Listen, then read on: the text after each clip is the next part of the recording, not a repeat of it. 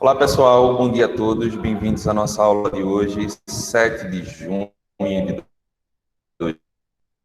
2021, e com esse assunto complementar, tá? Ao último assunto que nós vimos no livro, sobre os tigres asiáticos, ok? Todo mundo está observando uma tela aí que está aparecendo 4 bandeiras. Ok. Só me digam aí se a tela vai mudar para vocês, tá? Por favor. Tá aparecendo o que para vocês na tela? As bandeiras. As bandeiras ainda, né? Então, bem, já havíamos falado em aulas anteriores, então, sobre a formação dos blocos econômicos, as principais características que há entre esses blocos. Falamos também sobre as organizações ou organismos internacionais e como cada uma delas atua, tá? E falamos também sobre um grupo de países que foi denominado de BRICS. E vimos também quais são as características desses países, quais são os países que compõem esse determinado grupo, tá? Na aula de hoje, a gente também vai conhecer um outro grupo de países também.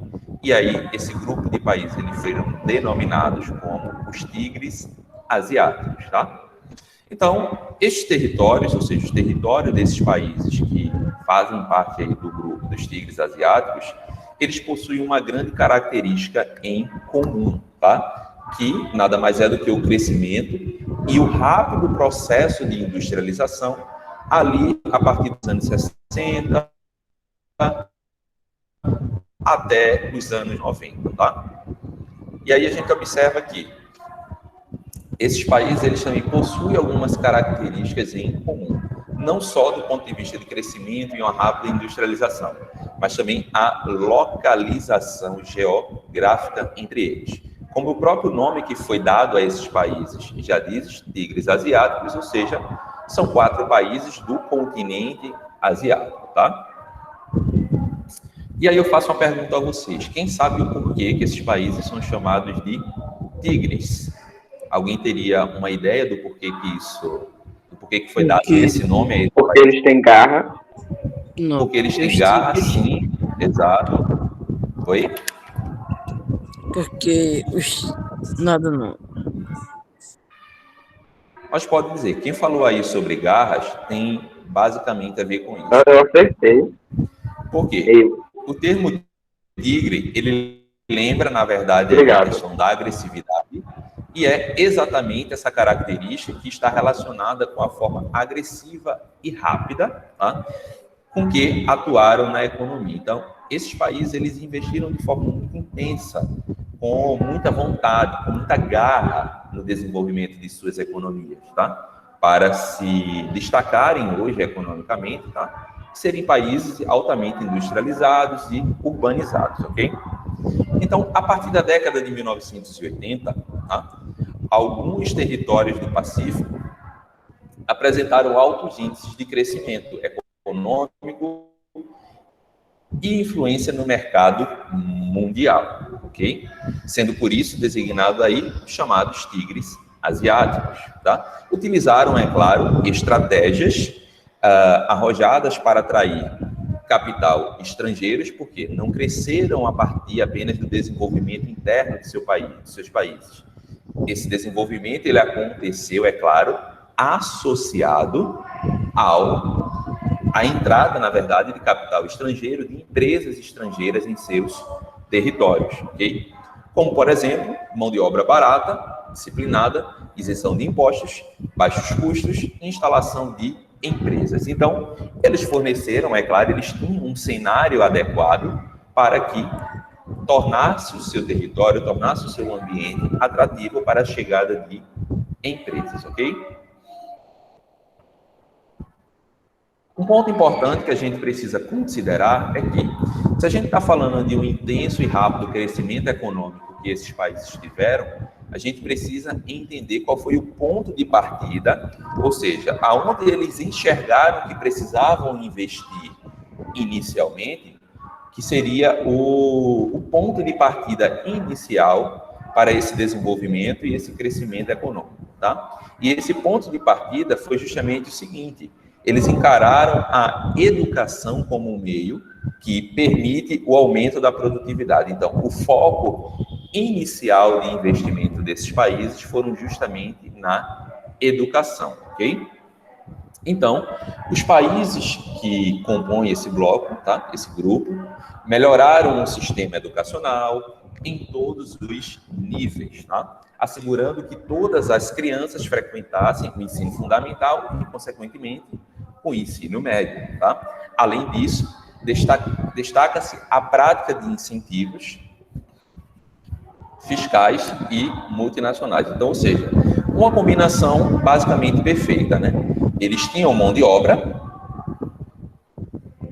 precisaram investir em educação para qualificar essa mão de obra e, a partir disso, abriram o seu mercado para a chegada de empresas internacionais. Então, essas empresas internacionais se sentiram atraídas por migrar para aqueles territórios, porque lá tinha mão de obra em abundância, a um custo menor, se comparado aos seus países de origem, e um ponto importante, que era mão de obra qualificada. Tá?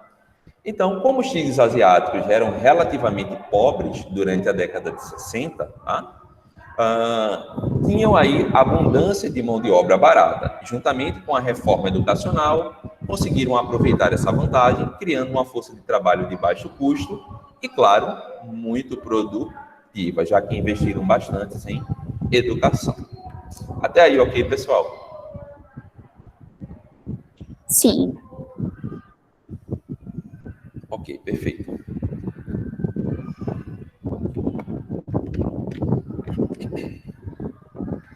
Seguindo aí, então, os investimentos em capital estrangeiro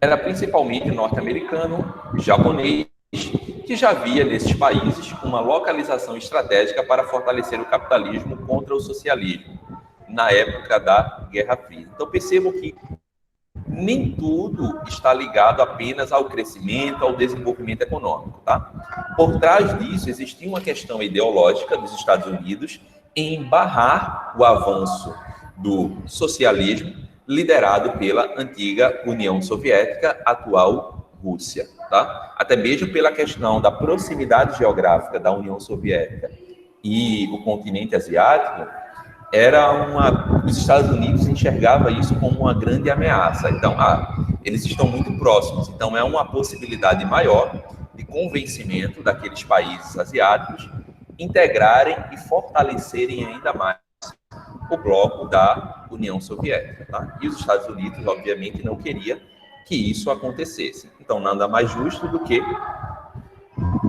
investir nesses países, garantindo que eles se alinhassem, é claro, à sua estrutura, ao seu modelo econômico, político e social. Então, vamos seguindo aí.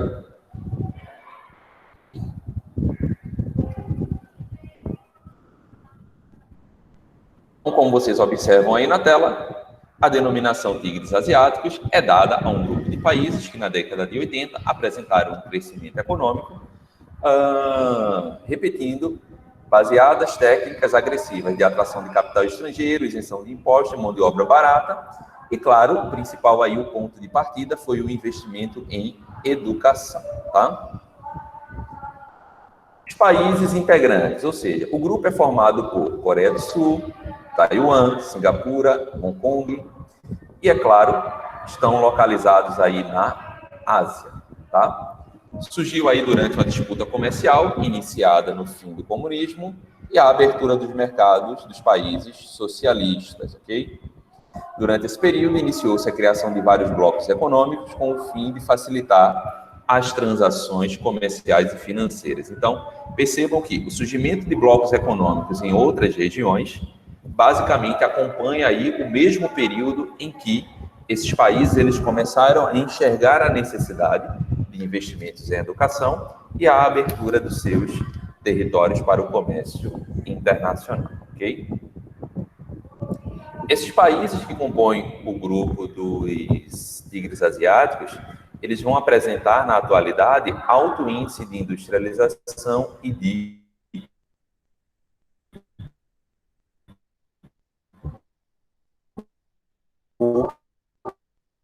É só para me cadastrar. tecnologia em suas atividades inativas. Professor, tá travando muito o seu áudio. Oi? Tá Melhorou? travando muito o áudio. Melhorou? Sim. Eu acho que a conexão, quando cai um pouco, ou fica com sinal fraco, acaba dando uma travada no áudio. Vamos seguir.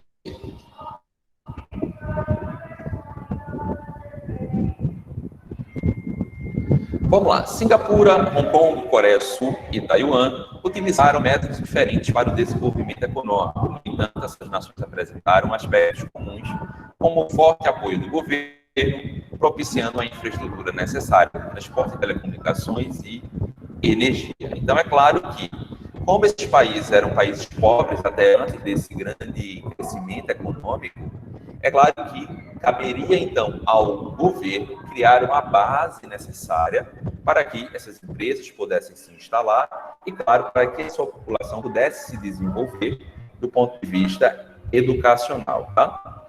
Ou seja, o governo também foi responsável pelo financiamento das instalações industriais, altos investimentos em educação e qualificação profissional. Além disso, esses países, é claro, com exceção da Coreia do Sul, adotaram uma política de incentivos, né, para criar e atrair indústrias transnacionais, ou seja, isenção de impostos, menores custos para a contratação de funcionários, entre outros motivos que fariam com que tornasse aquele espaço atrativo para as empresas, que, naquele momento e até a atualidade, buscam o quê? Um aumento da sua produção ao menor custo possível, tá? E naquele momento os países que compõem o grupo dos tigres ofereciam exatamente essas características, tá? Então foram criadas aí zonas de processamento de exportação com a adoção de terrenos e isenção de impostos pelo Estado. Um pouco aí daquelas características de blocos econômicos que a gente já tinha visto anteriormente, tá? E aí, a bandeira de Hong Kong, para que vocês possam observar. E aí, algumas características, tá? Com um território de aproximadamente 1.104 quilômetros quadrados, uma população com mais de cerca de 6 milhões de habitantes, a então região administrativa e espacial de Hong Kong da China, desde 1º de julho de 1997, ex-colônia britânica de Hong Kong, é um dos maiores centros financeiros do mundo, tá? O país é o 11º no ranking da competitividade do Fórum Econômico Mundial.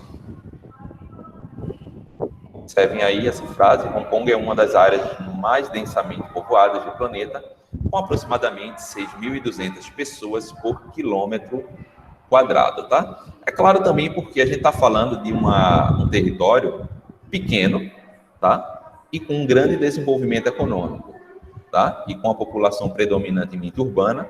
Então, consequentemente, é claro que as densidades demográficas, elas serão bastante elevadas, como esses números aí já mostram para nós, ok?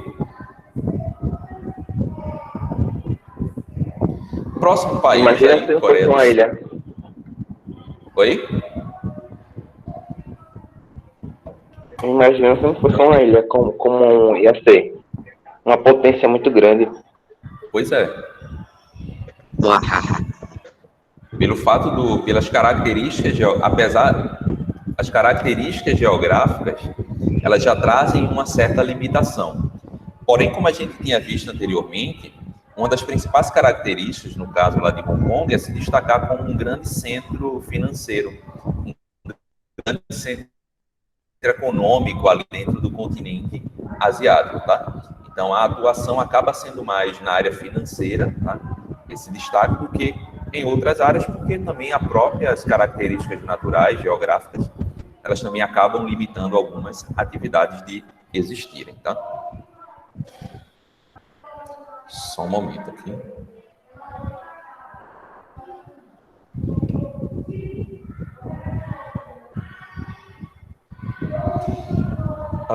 Coreia do Sul. O crescimento econômico da Coreia do Sul nos últimos 30 anos foi espetacular, tá? O PIB per capita, que era apenas de 100 em 1993, chegou a quase 9.800 em 2002, 18 vezes maior. Então, percebam que o intervalo de tempo ele é bastante curto. E isso reforça aquela afirmação que a gente tinha visto anteriormente do rápido crescimento econômico que esses países tiveram. Tá?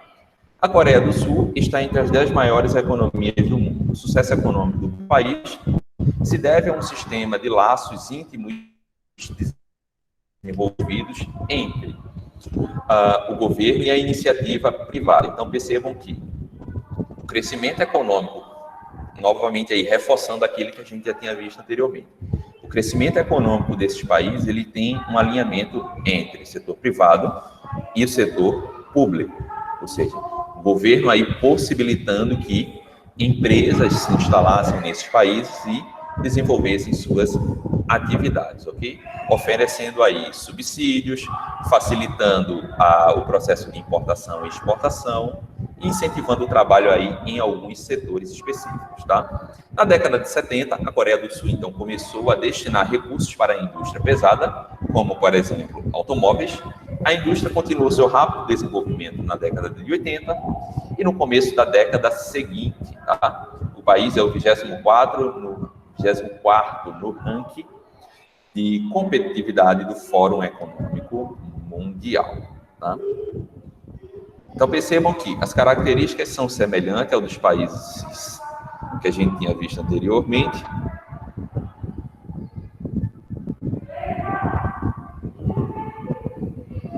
Ok, só um momento que a gente vai seguir.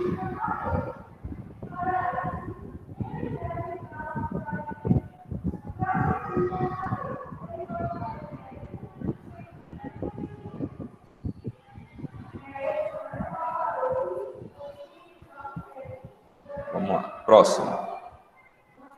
Observem aí, se a gente comparar essa estrutura que mostra uma parte da área urbana da Coreia do Sul, se comparar daquela de Hong Kong, é bastante semelhante, tá? Uma imagem marcada por características de um ambiente extremamente urbanizado e, claro, com uma concentração demográfica também muito elevada. Se lá a gente via uma grande concentração de pessoas, aqui nós observamos uma grande concentração de veículos, tá? Isso caracteriza justamente essa concentração de pessoas, ok? Vamos lá, seguindo, próximo aí, Singapura, tá? Observem aí a bandeira. A economia de Singapura é uma das economias baseada aí no capitalismo financeiro e industrial, tá? Assim como acontece com os demais tigres asiáticos, os principais produtos de exportação são máquinas e equipamentos eletrônicos de última geração. Tá? Singapura é um país extremamente pequeno, sem recursos naturais e sem espaço para nascer a agricultura, mas com uma economia que não para de crescer, especialmente por ser uma plataforma de exportação de modelo de desenvolvimento, colocou aí Singapura no patamar de países emergentes, mas não no G20. O país é o segundo no ranking de competitividade no Fórum Econômico Mundial. Um ponto importante aí da característica de Singapura é que aí fala que é um país extremamente pequeno, sem recursos naturais e sem espaço para a agricultura. Então, observem que ele vai se destacar do ponto de vista de desenvolvimento da atividade industrial, mas vai ser um país que vai depender também da importação, tanto de matéria-prima quanto da questão de alimentos, já que a agricultura não é tão bem desenvolvida e também a disponibilidade de recursos naturais, ela também praticamente aí não é tão alta, tá? Mas em compensação, em termos de desenvolvimento, ela consegue se desenvolver porque a atividade industrial ela é bastante crescente e ligadas aí, é claro, a equipamentos eletrônicos, alta tecnologia, que tudo isso a gente sabe que tem um valor no mercado internacional muito mais elevado do que os produtos que esse país ele precisa comprar, né? Então percebam o quanto a atividade industrial ela torna-se importante para o desenvolvimento e o crescimento econômico de um determinado país. Okay? Novamente aí mostrando uma pequena imagem, tá? Que mostra uma parte da área urbana de Singapura e volto a falar novamente que as características da estrutura das cidades são bastante semelhantes, tá? O que caracteriza uma similaridade do ponto de vista de urbanização, densidade demográfica, atividade industrial, que esses países possuem em comum. Taiwan, um outro exemplo, observem a bandeira aí, tá? A República da China, na ilha de Taiwan, é uma economia capitalista dinâmica com uma orientação governamental de investimentos do comércio externo, tá? Então, novamente, aí temos a participação do governo, mas também do setor privado, tá? Que vai crescendo gradualmente. De acordo com a tendência de alguns grandes bancos e indústrias que estão a sendo privatizados, tá? O crescimento real do PIB foi, em média, cerca de 8% durante as últimas 3 décadas, ok?